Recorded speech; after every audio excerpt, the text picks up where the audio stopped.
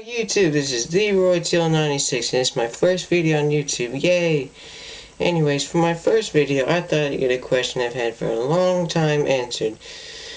You're probably wondering why I've had this question for a long time without doing anything about it. Well, actually I have, but my efforts haven't exactly worked. Don't worry, I'll explain more in my proper introduction video, which I'll have as soon as possible. Anyways, I thought I'd do the surefire thing and go to YouTube for an answer. So, without further ado, I give you the question.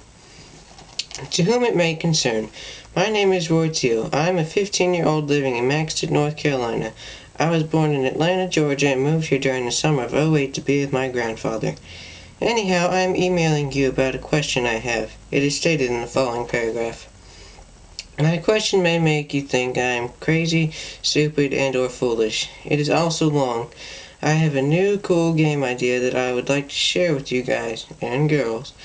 Now this isn't just some dumb fan-made idea. It is an idea that, if worked on hard enough, can guarantee you millions to billions of dollars in sales, plus something incredible to add to your resume. I know it may sound the same as Halo or whatever at first, but trust me, it is completely different.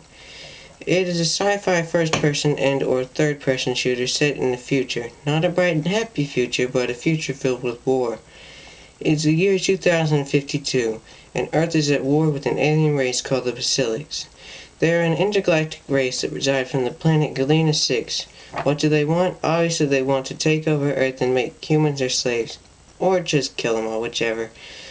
These aliens are no picnic either. The military has been fighting them so long and hard since 2041 when it all began that they are getting desperate. They started by making new guns to counter the aliens and their plasma technology. You see, the Basilics use their fallen soldiers as ammo by using their blood. Once shot, the plasma blasts eat at whatever they hit. Since the blood is still alive, it can regenerate itself if there is still some left. The military decided to use solar power to make laser guns that can have unlimited ammo. These guns are a success, except for two things. The solar panels, if hit hard enough, or on rare occasions get heated too much by use of the gun from its laser stream, they break or crack and need to be replaced. So, soldiers are required to carry backup panels in case this happens. You also have limited ammo if you went into a dark room with no source of light. Also, the military has decided to replace regular grenades with ion grenades, which disintegrate anything in the proximity of their blast. They also replace metal blade knives with new laser knives that work just as good and do not need solar power charging or sharpening. Of course, if smashed or just hit hard enough, it will not work. The military also decided to make robot soldiers to help aid them in their fight for Earth. These and humans would be considered two different types of the Earth Army. Aliens would also have two types as well. They would have big, muscular aliens without powers that mainly rely on guns, and not as big, muscular aliens with powers like psychokinesis, etc. Or maybe it could be aliens without powers and zombies, but it's up to you. Also, they decided on making special headsets called the DAR-X headsets. These are headsets that have an X-ray laser shield that protrudes from the earpiece, which can go over one or both of your eyes. They're like Scouters from Dragon Ball Z, but they change colors and have multiple properties. They are typically white and can be used for scanning objects, communication, telling the condition of your body, which would be the health bar, tells the condition of your gun, tells what weapon you have, etc. The X-ray laser shield also changes colors depending on what you are using it for, i.e. when using night vision it turns green. The Basilics have a similar type headset as well. Later on, they kept lowering the age of soldiers eligible to join the military. They soon decided to lower the age to the lowest they could possibly go, 14. They do this after meeting a 14-year-old orphan named Nicholas Elijah West. Nick has a very hard life growing up. He was born on September 5th, 2038. He had a very normal life until he turned 6. When he was 6, he watched his own parents be killed by aliens from an invasion on his hometown. From there, he was orphaned in his nearest city and was in and out of homes before running away to Hope City to live on his own. Being only 12, there was no way he could get a real job to get a house or pay rent for someone. He had no friends at all to support him either. Being homeless wasn't so bad for Nick, but it wasn't easy, especially in these times. You see, Nick is actually a very smart kid. He was the top of his class at every school he went to. He was well behaved and did as he was told. The only problem was his troubled mind. Watching his parents die did send him a little stir-crazy. Sometimes he has flashbacks of that day that just seem to drive him mad and fuel of rage. Fortunately, it happens very rarely and can be controlled, though that didn't seem to change his family's mind when they dumped him back into the orphanage because of one of his outbursts. They were afraid he might hurt them or others close to them. So by using his intellect, he makes the homeless life about as easy and enjoyable as possible. Just because he's smart doesn't mean he has a boring personality. He's funny, kind, and stubborn sometimes. Besides being smart and all those other things, he is very strong for his age too. Not like Hulk Hogan strong now, just kinda strong. He lifts weights just about every day and stays in shape. He's also pretty light on his feet too. I was thinking I could be him, although we would probably have to do a little editing, not much, to the model. I guess it could be someone else, but I just picture me as being Nick and can't get my mind around someone else playing him, just because I'm used to picturing him looking like me, sort of. After 2 years of being homeless, the military meets with him while defending Hope City against alien forces and takes him in. They check his background and his personality and see he is the perfect soldier they are looking for. They recruit him and send him to training. As he is getting ready, the drill sergeant allows him to choose any gun that he likes. He sees a blue laser stream pistol and asks about it. The drill sergeant replies saying, "That is a prototype pistol that we have been working on. Its handle can be detached and turned into a knife. But this is a prototype. What is it doing here? It shouldn't be here." "Prototype, huh? I like it. Time to take it for a little test drive," says Nick. He grabs the gun and the drill sergeant says, "Hey, you put that back. That isn't yours.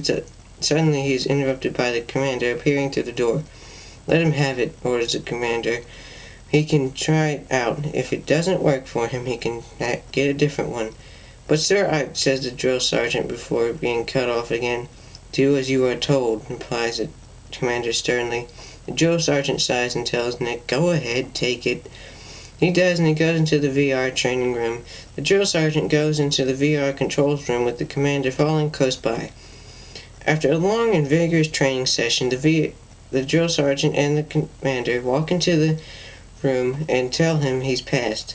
"Your first mission begins tomorrow," states the commander. "For now, rest up. You've had a long day. See you first thing tomorrow, Agent Blue." This is how Nick gets the codename Agent Blue. Agent Blue, so that's my code name? Questioned Blue Nick with a smirk smile and an eyebrow raise. The commander replies, "Yes, I think it fits you in more ways than one.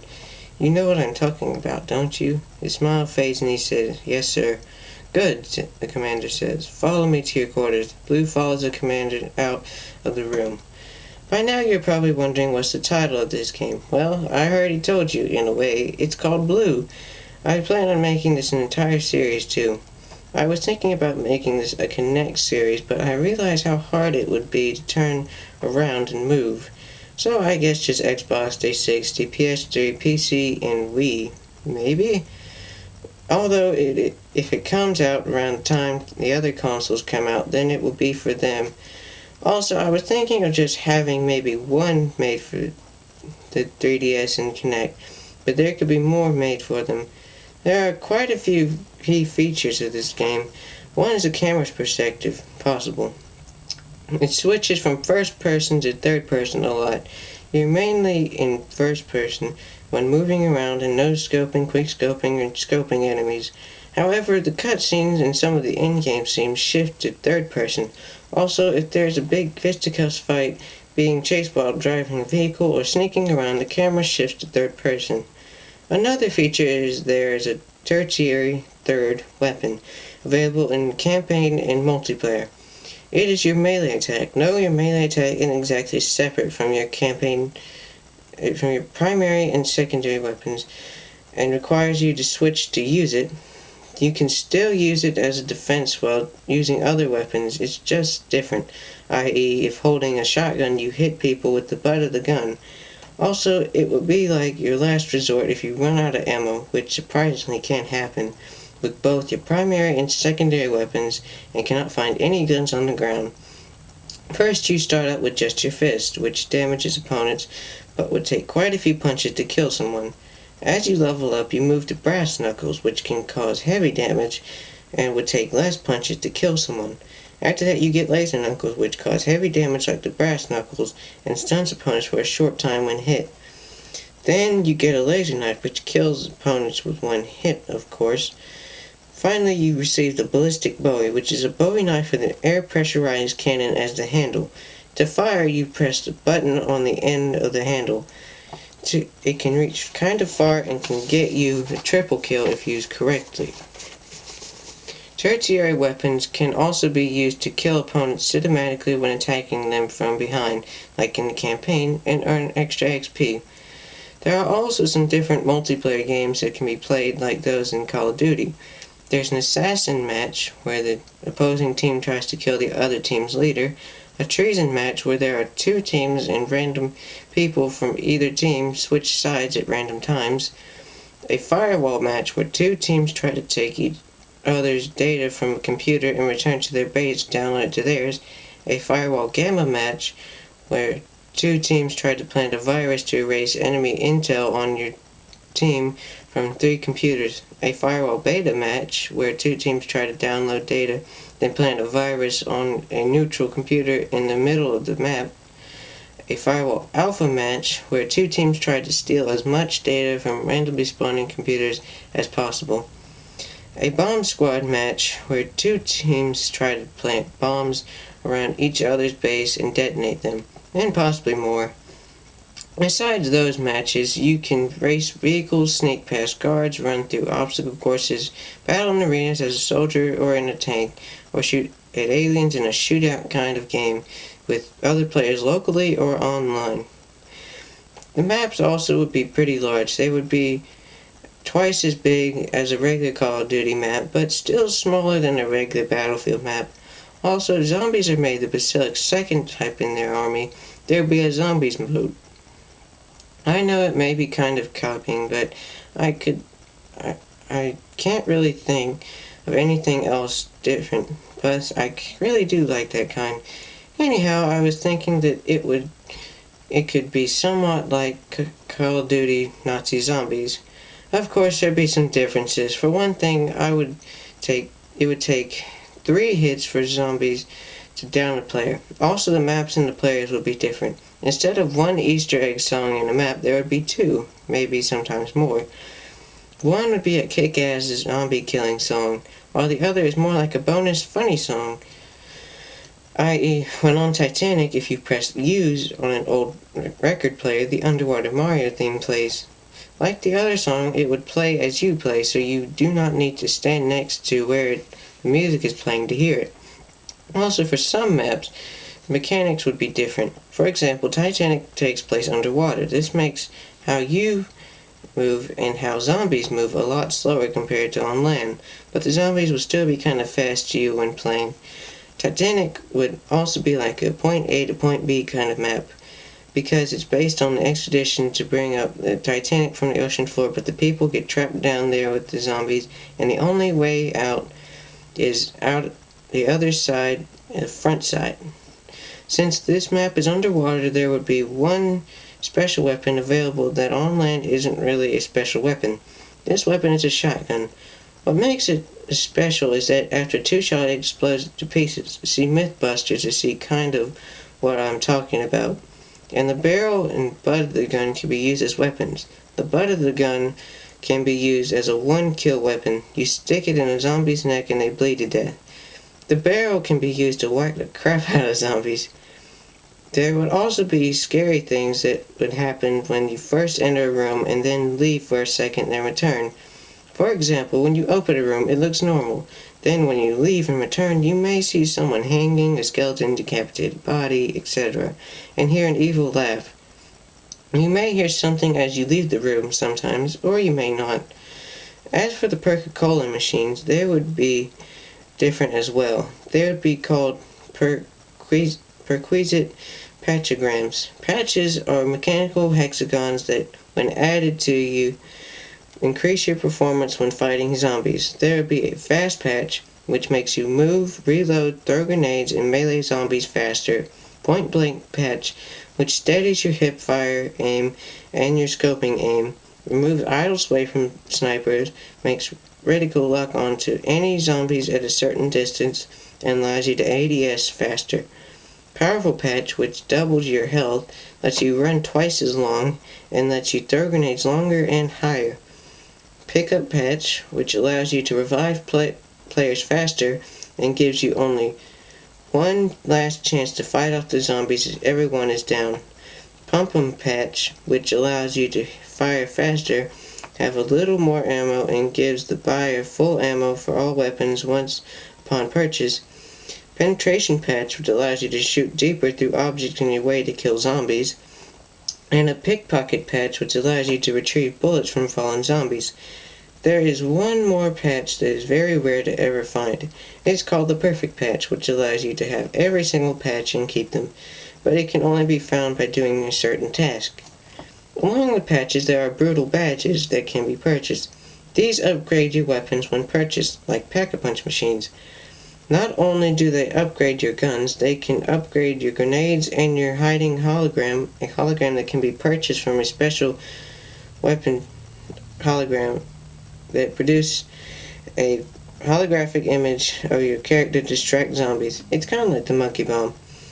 Your grenades become sticky grenades, and your hologram becomes a handful hiding hologram, or an HH hologram, which produces holographic images of all the characters, which attracts more zombies, lasts longer, and blows up after the time limit is reached. There will be a creative map mode as well. Shouldn't have to explain that. So basically, it would be like if Call of Duty, Battlefield, and Halo got together and had a baby. Baby Blue. LOL. You know, that could be the project name, Project Baby Blue. I know by now you know that this doesn't sound so crazy, but now it will. You see, I don't just want to give the idea to you so you could try making it. I also wanted to be there and help work on it, so in a way I'm kind of asking you if I could work for you. See, I told you it was crazy, just had to read it a while so you could see my ideas for the idea part of it. Do not have to use them all. I know that it won't be all fun and little or no work. I know there are possible papers, speeches, etc. that would have to be done. I can handle them. Sure, it may be stressful, but I'm gonna have stress every day of my life, no matter what I do. Stress just cannot be escaped, little or big. Besides, I'm a very responsible, smart, serious, when I want to be, or have to be, creative and well-behaved 15-year-old. While I may not know how to make 3D models or program computers, I have, in my own opinion, a mind like a movie director. I know what the fans would want and what we could improve on next time we make a game, if there's a next time, if I were playing it. I can also draw really well, which could mean I could make some concept art, maybe. Don't have to, I guess. I know that there are certain laws and whatnot about minors working, but these can be worked around somehow. If Grace and Chance can have a singing career at only 13, then god damn it, I can make a video game career at only 15. I know that if I were to go to California or wherever else there's a video game company that will accept my idea, I would need somewhere to stay. You do not have to give me a hotel room or let me live in someone's apartment or house till I get on my feet if you don't want to. I can just stay at the studio. Look, I know this is completely crazy and probably kind of pricey for you guys, but if you scratch my back, I'll scratch yours. I mean, with your ideas and my ideas combined, we'll totally make a lot of money. So, with all that aside, what do you say? All in all, please answer and or fulfill my question. I would really appreciate it. I've been waiting to do this for 3 years now. My dream, being a video game developer, early. Not the idea, I came up with it a couple of months ago. I know it's a long time to wait, but it seems to have done some good. The reasons are that I got this crazy dream when I was 11 and hadn't hit puberty yet, so I was still a kid and didn't really know what to do, what company, what kind of game I should focus on, and other things in life, i.e. school, etc. Also, I sent a letter to Game Informer about a Sonic idea of mine. At that time, I was focusing on Sonic when I was 12. But they never sent back. Probably balled it up and threw it away, those assholes. I know I can do this. You just have to believe in me. I mean, anything is possible. Thank you for your time, and thank you for reading my letter. If you need to contact me, just call me at 678-848-4042. My cell. 910-843-1963, my home phone. Or email me at leroyteal@live.com. If you cannot email me back at this address, then email me at njbmgt@aol.com, my mom's email address. No, she doesn't know this, and I hope you don't have to email her account. Only reason I gave you my mom's email is because my laptop is kind of new, and I'm pretty sure email isn't completely set up, but it still might work. I await your reply. Sincerely, your possible new business partner, Roy Teal.